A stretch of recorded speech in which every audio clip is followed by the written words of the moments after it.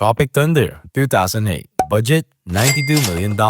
Box office, $195.7 million.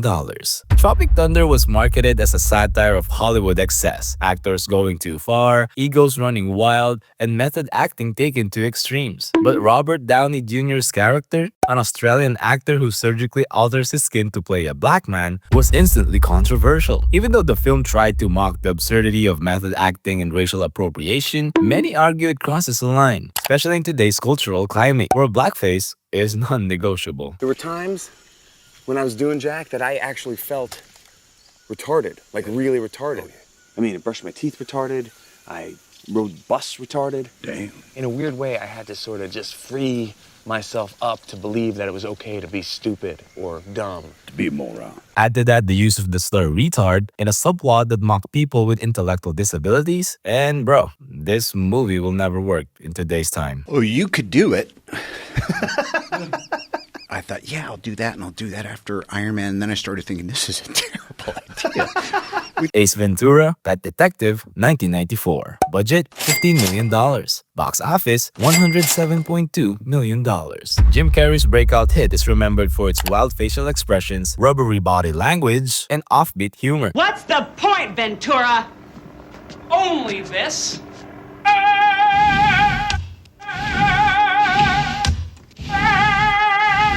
But the twist ending, where it's revealed that the villain is a transgender woman and every character reacts in horror, She's not Louis Einhorn. She's Ray Finkel. She's a man I have ever seen. it has aged bad. The entire final act relies on shock, disgust, and ridicule. And while Carrey has defended it as satirizing Ace's immaturity and bigotry, I mean, it doesn't change how deeply offensive it comes across today. In 2025, LGBTQ plus representation is under intense scrutiny, and mocking gender identity like this, it wouldn't just be criticized. This movie will be nulled, literally. The Passion of the Christ, 2004. Budget, $30 million. Box office, $612 million.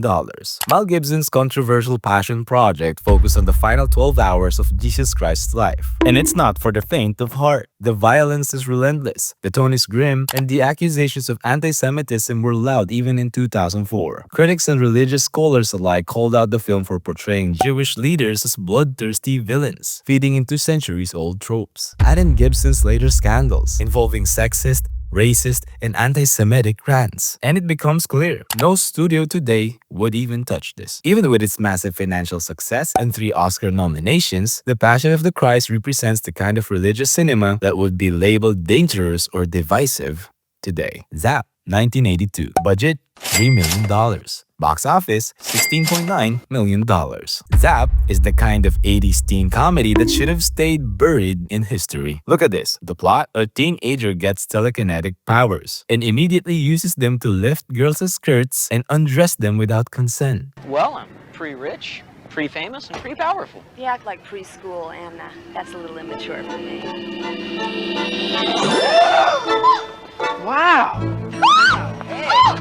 For laughs, it stars Scott Baio and Willie Ames, 2 names now mostly known for conservative rants and reality shows. But the film's real legacy is its grotesque handling of sexual boundaries. There's no subtlety here, guys. It's pure male fantasy, drenched in hormones and completely devoid of ethics. In today's world, where consent is a central part of cultural conversation, Zap will be freaking Zap, bro. And it could be banned from streaming platforms for sure. Shallow Hal, 2001. Budget, $40 million.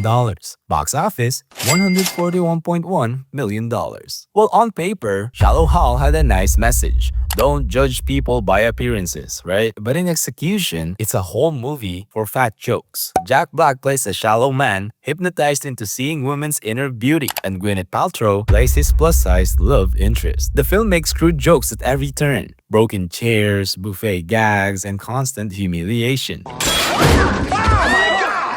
Are you okay? Oops. Hey, is she all right? What happened here? Yeah, listen, you gotta get some decent chairs in here, man. What's this shit made out of, anyway?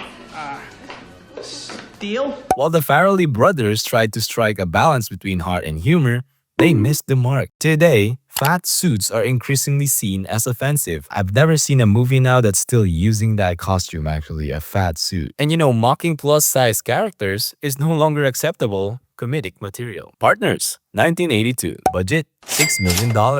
Box office, well, $6.1 million. It barely broke even. This buddy cop comedy paired a straight, tough detective with an openly gay partner. Then what? When I thought about it later, I figured the killer must have been taking pictures of his victim. That's all. Keep your hands to yourself. He's mine. Oh. Must be awful to be a woman. A premise that was supposed to be hilarious. But, you know guys, it wasn't. The humor comes across entirely from outdated gay stereotypes, limp wrists, flamboyant outfits, and awkward attempts at acting gay for the undercover mission. I want you to live as a gay couple. The entire film treats queerness like a punchline and reinforces every tired trope about gay men in the book. Even in 1982, Partners was a critical failure.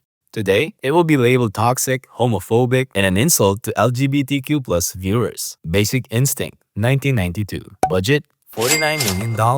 Box office, $352.9 million. Basic Instinct was provocative, seductive, and controversial the moment it hit screens. Sharon Stone's infamous leg crossing scene became a pop culture phenomenon. Did you kill Mr. Boz, Mr. Ramel? I'd have to be pretty stupid to write a book about killing and then kill somebody the way I described it in my book. I'd be announcing myself as the killer. But behind the steamy Wiener is a film that aggressively reinforces damaging stereotypes, especially about bisexual women. Stone's character is portrayed as manipulative, dangerous, and possibly a killer, perpetuating the trope that queer women are unstable and predatory. LGBTQ+ advocates protested the film's release in 1992, warning it would incite fear and hatred. So imagine releasing this in 2025. What would happen? Well, you tell me. What's your new book about? A detective? He falls for the wrong woman. What happens? She kills him. The Toy, 1982. Budget, $17 million. Box office, $47.1 million.